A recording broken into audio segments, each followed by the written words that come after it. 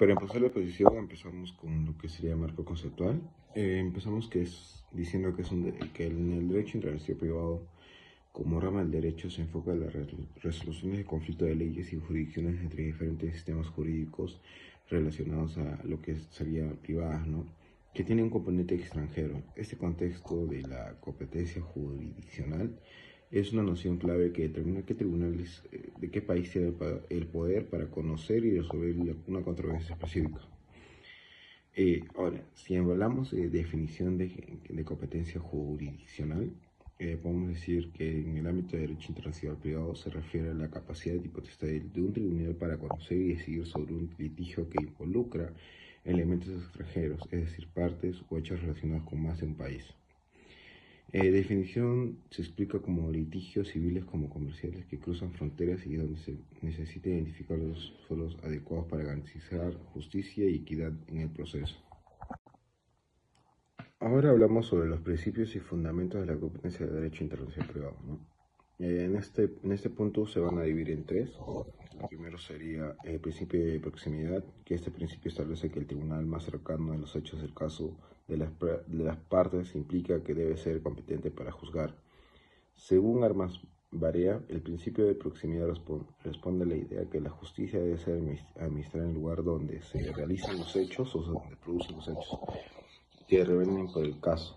Ahora, tenemos en el B, que es el principio de la buena administración de justicia. Este principio asegura que el acceso a la justicia sea eficiente y equitativo, minimizando los problemas que pueden surgir debido a la múltiple jurisdicción, implicando que un conflicto siga extendiéndose, ¿no?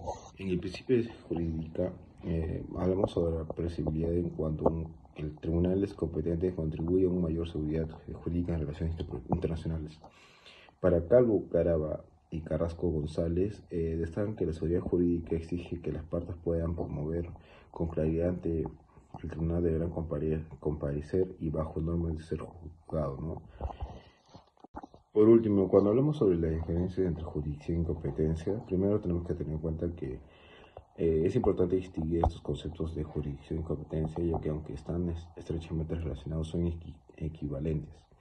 La jurisdicción se refiere al poder del Estado para emitir la justicia y aplicar la ley dentro de un ámbito territorial. Es una manifestación de ejercicio de la soberanía de cada Estado, ¿no? Por otro lado, la competencia se define como el tribunal específico a ciertos tribunales dentro de ese ámbito jurisdiccional para conocer el caso concreto. La palabra de María López nos indica que la jurisdicción representa el poder soberano en el Estado para impedir justicia en un territorio, mientras que la competencia implica la delimitación de los asuntos de cada tribunal puede conocer.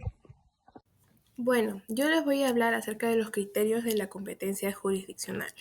Bueno, estos criterios, más que todo, son principios que determinan qué tribunal o juez debe conocer y resolver en sí un determinado caso. Por lo que estos criterios están diseñados para evitar la duplicidad de funciones, asegurar la imparcialidad y proteger en sí el derecho de todos los ciudadanos a una justicia que sea organizada y predecible. Bueno, a continuación se describen los principales criterios de la competencia jurisdiccional, que serían la competencia territorial, la competencia material, la competencia por cuantía, la competencia funcional y la competencia objetiva, que esta sería... Bueno, comenzando así por la competencia territorial. La competencia territorial en sí es un criterio que determina la autoridad de un tribunal en función de un ámbito geográfico o territorial que sea específico. Bueno, en otras palabras, esto establece en qué área o región un tribunal en sí tiene el poder de conocer y poder resolver el caso. Lo que este criterio busca es asegurar que los casos se juzguen en el lugar más cercano o relevante al lugar donde en sí ocurrieron los hechos o donde se residen más que todo las partes involucradas. La competencia territorial contribuye a facilitar en sí el acceso a la justicia, disminuyendo así los costos de traslado de las partes y poder así agilizar la recolección de pruebas y testimonios.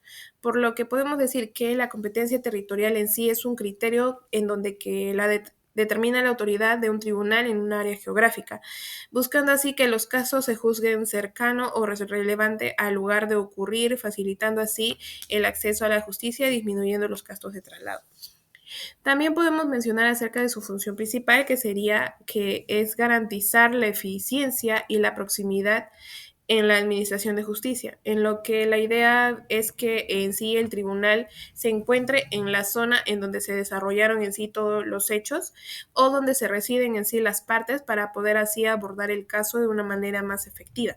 Esto también es donde se contribuye en sí se puede mencionar a la seguridad jurídica, ya que facilita que los tribunales operen en sí dentro de los límites claros, evitando así los conflictos de cualquier jurisdicción. Siguiendo así con la competencia material, que bueno, también es conocida como la competencia por materia. Esto se refiere más que todo a la especialización de un tribunal para resolver asuntos de una materia o área específica del derecho, como lo son el derecho penal, civil, laboral, administrativo, entre otros.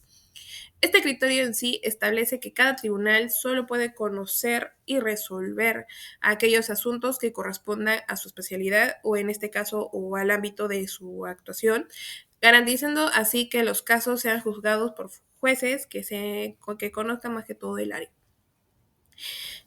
Una relevancia acerca de la competencia material es fundamental, ya que esto asegura una administración de justicia especializada y eficiente, lo que esto permite que los tribunales y jueces desarrollen conocimientos específicos sobre una materia, lo que esto más que todo contribuye a una interpretación adecuada y precisa de las leyes en cada caso.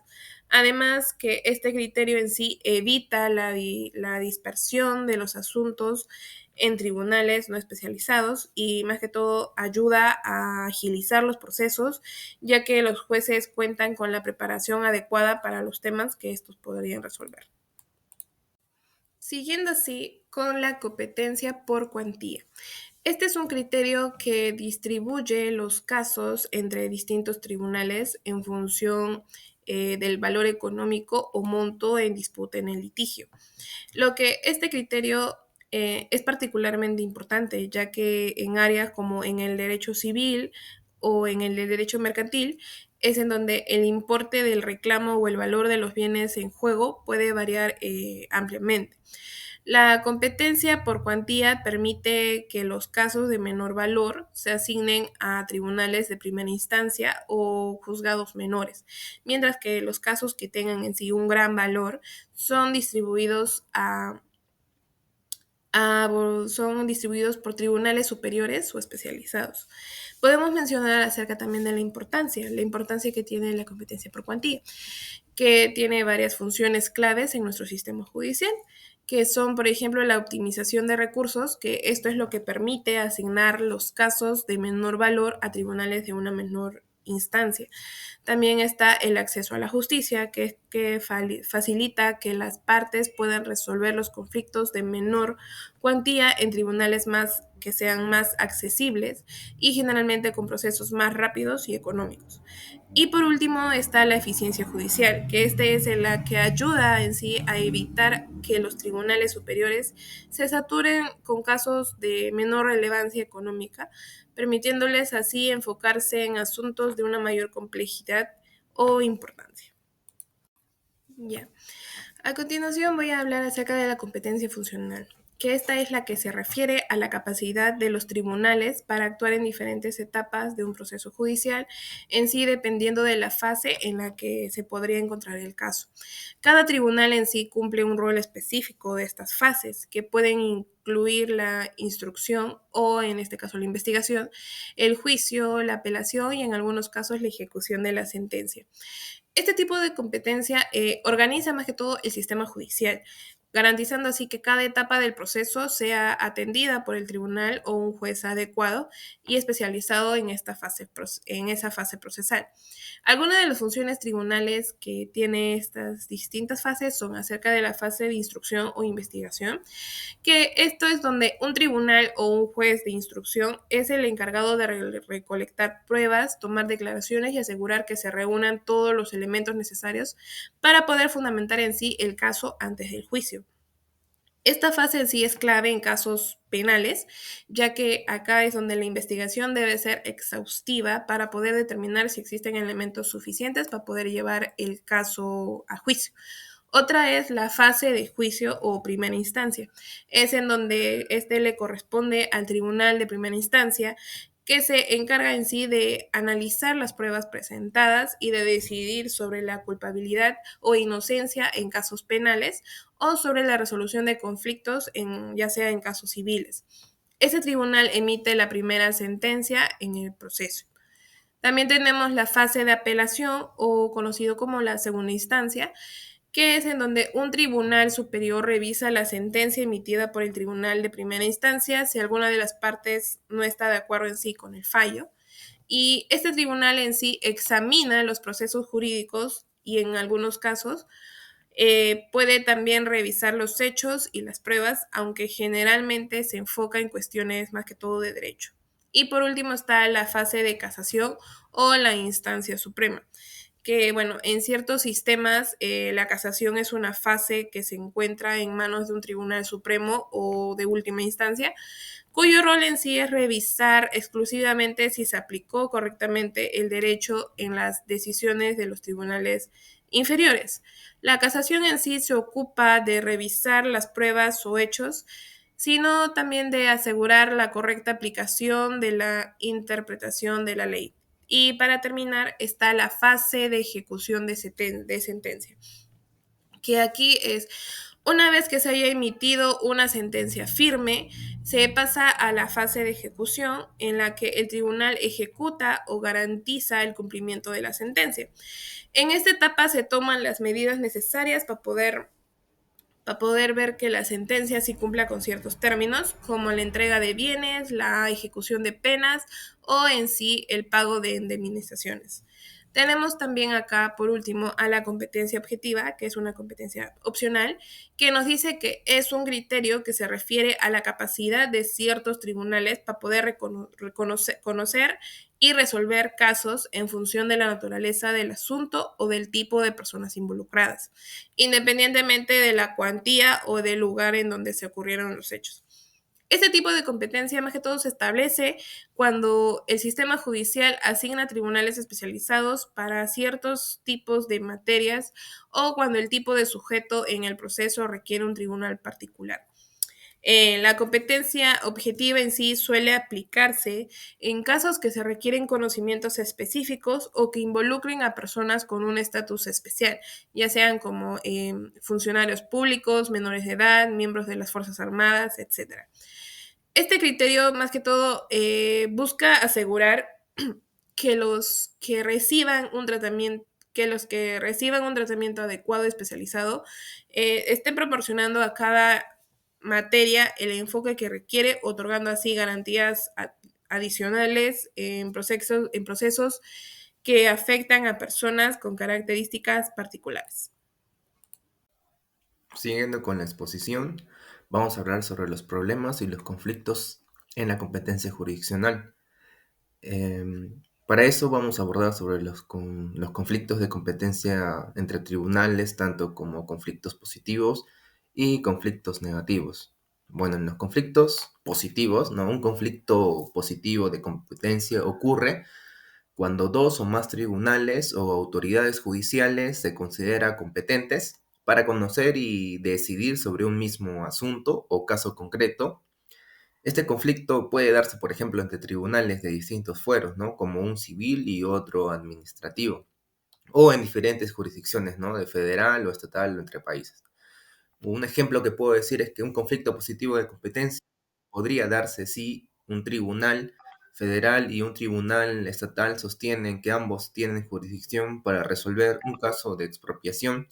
Esto puede ocurrir si la expropiación afecta derechos tanto a nivel nacional, estatal como federal y ambos tribunales que quieren decidir sobre este caso. En conflictos negativos, el conflicto negativo de competencia se presenta cuando ningún tribunal o autoridad judicial se considera competente para conocer y resolver este asunto, ¿no? En este caso, las partes involucradas en el litigio pueden quedar en un estado de incertidumbre legal, ya que ningún tribunal acepta la jurisdicción del caso. Ahora vamos a hablar sobre los procedimientos para resolver conflictos de competencia.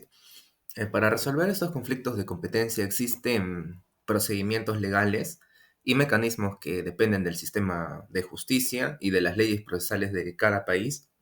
Estos procedimientos van a buscar que el tribunal o autoridad es la competencia en el caso, ¿no? ¿Cómo podría ser, ¿no? En la intervención de un tribunal superior o el tribunal de conflictos, ¿no? En muchos países se establece que los conflictos de competencia deben ser resueltos por un tribunal de mayor jerarquía. Este tribunal analiza el asunto y decide cuál de estos son los tribunales implicados que va a tener la competencia para seguir adelante con el caso. En algunos sistemas jurídicos, como en el español o el francés, existe un tribunal de conflictos. En España, la sala de conflictos del Tribunal Supremo, que se encarga exclusivamente de resolver estos asuntos. Cuando el conflicto es entre tribunales de distintas jurisdicciones, por ejemplo, ¿no? Un tribunal administrativo y un tribunal civil. También en la regulación de la competencia, ¿no? Una vez detectado el conflicto, uno de los tribunales involucrados pueden resolver la regulación de la competencia, ¿no? A un tribunal superior. Ese tribunal analizará los fundamentos legales de cada tribunal para determinar cuál debe conocer el caso, ya que este procedimiento suele ser usado en conflictos entre fueros, penal, civil o laboral, ¿no? O jurisdicciones, como son federal, local o comunitario. Em, Después, el turno de inhabilitaria o declinatoria. La inhibitoria y declinatoria son figuras procesales que permiten resolver conflictos jurisdiccionales en sistemas como el mexicano o el español.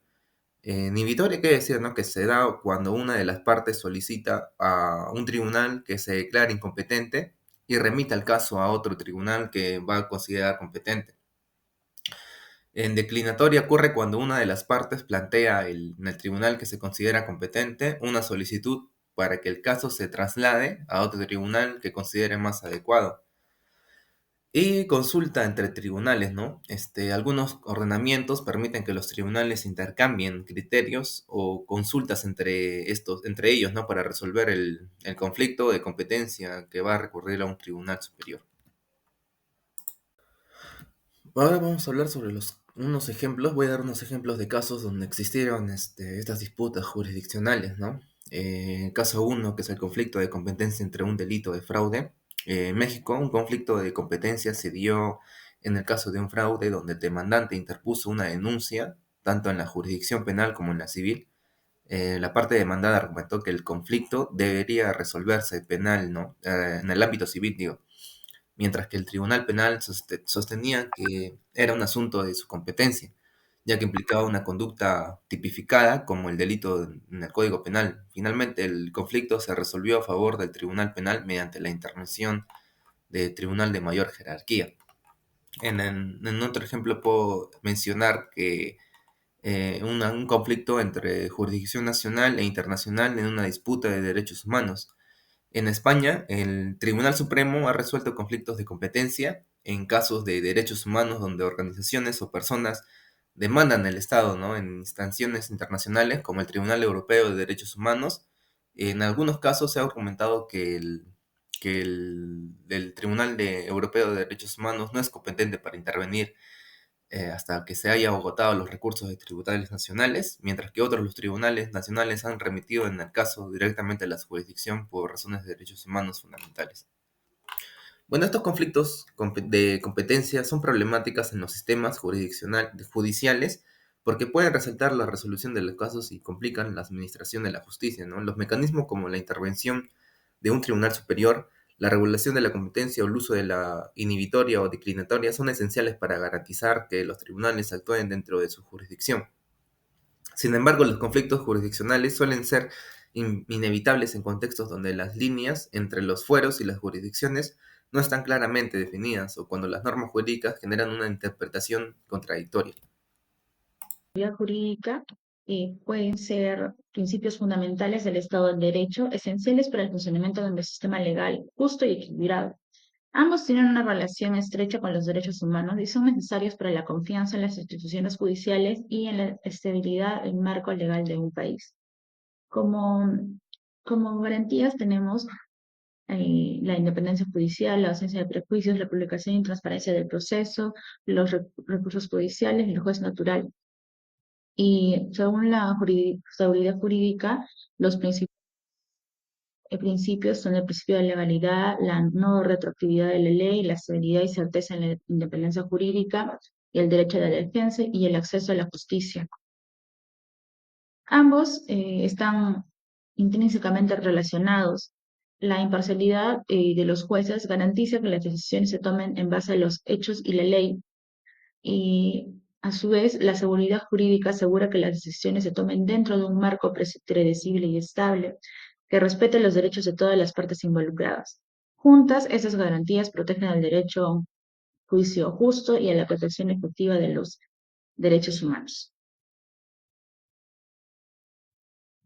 La competencia jurisdiccional es un concepto fundamental dentro del sistema judicial, ya que establece el alcance y los límites de la autoridad de los tribunales para a su vez conocer y resolver los conflictos legales.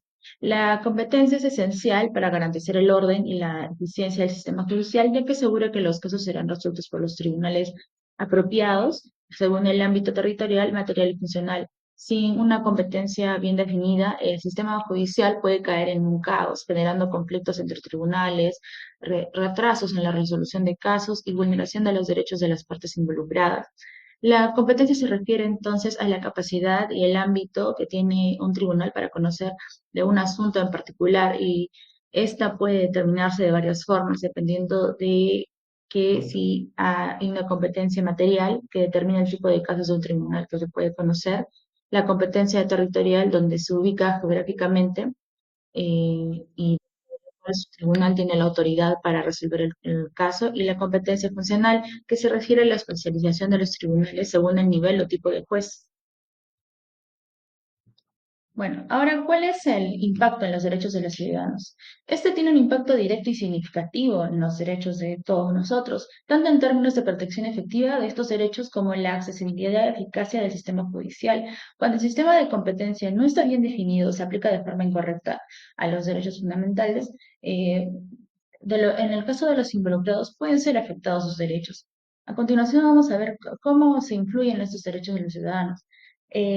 Lo que el tema del acceso efectivo a la justicia es un derecho fundamental este que permite a cualquier persona presentar sus reclamaciones ante un tribunal imparcial. Entonces, si se vulneran esos derechos, vemos que no va a ser bien impartida la justicia, ¿no? También los plazos procesales y la celeridad en la resolución de conflictos. Además del derecho a la defensa y un juicio justo que debe ser permitido para todos por igual. Además de la protección de de nuestros derechos fundamentales y los derechos humanos, tienen un gran impacto. Además de la garantía que no se discrimine a nadie por razones de raza, sexo, género, etc. Y todos debemos disfrutar y gozar de un derecho a la seguridad jurídica, y esto se refiere a la certeza y previsibilidad del sistema legal, lo que implica que los ciudadanos puedan confiar en sus derechos, que sus derechos serán protegidos de manera justa y estable.